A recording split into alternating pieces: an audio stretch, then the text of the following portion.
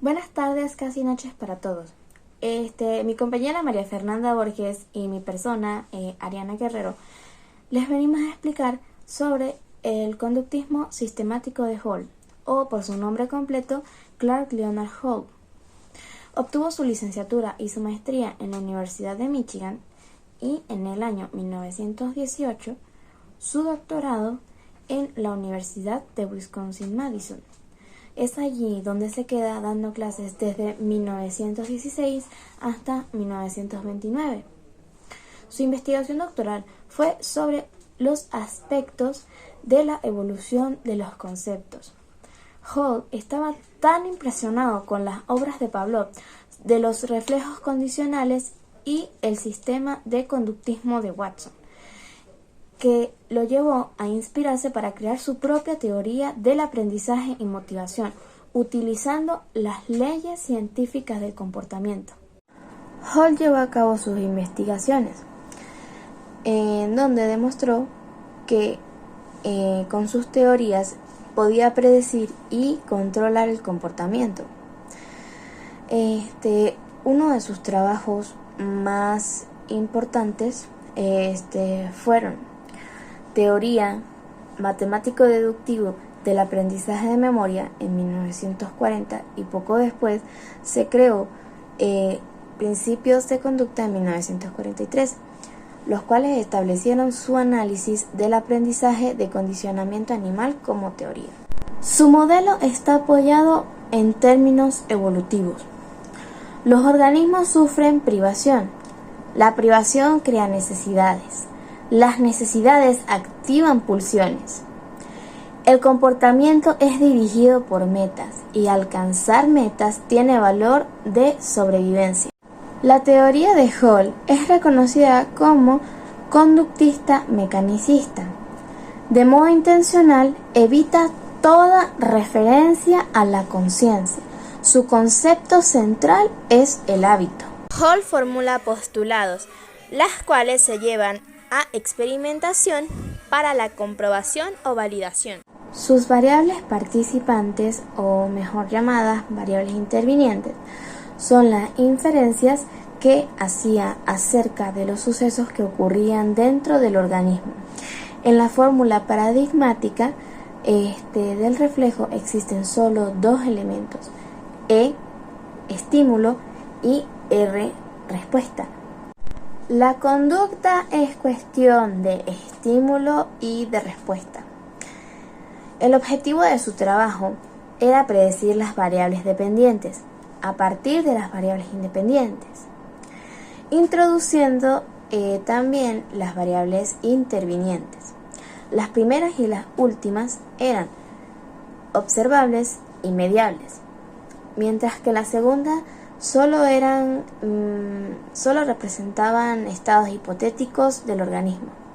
Las variables de entrada o de estímulo son factores reforzados: la privación del incentivo, la intensidad del estímulo condicionado y la cantidad de la recompensa. Estos factores se asocian directamente con los procesos resultantes, que hipotéticamente funcionan en el organismo, variables intervinientes de primer orden. Bueno, sin nada más que agregar, le doy el paso a mi compañera María Fernanda Borges para que explique sus puntos. Adelante. Un gusto, queridos compañeros y profesora, les habla María Fernanda Borges y de manera muy puntual les voy a exponer sobre los ejemplos que validan la teoría del conductismo sistemático de Hall, algunos ejemplos que se encuentran en la vida diaria y ya por último las críticas que se le realizaron a este mismo trabajo. Mi explicación va a ser realizada de manera muy sencilla, ya que tenemos las ganas que después de que vean esta exposición, ustedes mismos desde sus casas se hagan esta pregunta: ¿de qué manera y en qué ejemplos ha estado presente la teoría del conductismo sistemático de Hall en mi vida? Ya que como se los voy a explicar, se van a dar cuenta que es una teoría que podemos aplicar en distintos ámbitos, ya que, como lo comentó Hall en sus estudios, nosotros naturalmente somos seres que desarrollamos hábitos completos, pero a medida que vamos avanzando y a medida que nos vamos incorporando en una sociedad o vamos adquiriendo como más responsabilidades, como que vamos generando hábitos nuevos y esos mismos se mantienen vivos gracias a los impulsos que nos dan las variables externas o que están alrededor de nuestras vidas. Para validar esta teoría, Hall realizó un estudio con ratas de laboratorios. Él quería arrojar los resultados de una manera muy interesante porque fue un estudio psicológico donde los resultados se ven expresados en un lenguaje matemático. A través de su trabajo, él trató de explicar las conductas más complejas de estas ratas de laboratorios. Sus conductas más complejas vienen a raíz de que estuvieron en un estado de supervivencia, ya que a las mismas no se les dio suficiente comida y muy poca agua. De esta manera se puede deducir que dependiendo de las variables en las que nosotros nos estamos desarrollando, nuestro comportamiento va a ser totalmente diferente. Para dar el ejemplo de la vida diaria, muchos se sentirán no identificados, pero sí conocerán este término cuando una persona es un fumador social. El ejemplo que les voy a dar, no voy a poner ningún nombre, simplemente una situación para que tengan presentes como las variables y el tema de la teoría del conductismo sistemático. Un señor está acostumbrado todos los días a fumar un cigarrillo. Él lo realiza todas las mañanas cada vez que va para un café. Ahí entra el hábito, pero para uno tener un hábito debe existir un estímulo que te haga realizar esa actividad. El hecho de fumar es una variable interdependiente, pero como comentó Hall, las variables interdependientes juegan entre sí y trabajan a la par con las variables de entrada, que son los estímulos, y la variable de salida, que son las respuestas a esos estímulos. Entonces, en el caso de que el sí y trabajan a la par con las variables de entrada, que son los estímulos, y la variable de salida, que son las respuestas a esos estímulos. Entonces, en el caso de que el señor por en algún punto quiera dejar de fumar, va a tener que tomar una actitud de inhibición, es decir, que por un tiempo se va a tener que apartar de ese estímulo que lo hace fumar. Puede ser esa inhibición, puede ser que por un tiempo deje de ir a ese café y de esa manera él se va a apartar de ese hábito. Ya para finalizar y para dar mis ideas finales, el tema del conductismo sistemático se puede reflejar en nuestro día a día.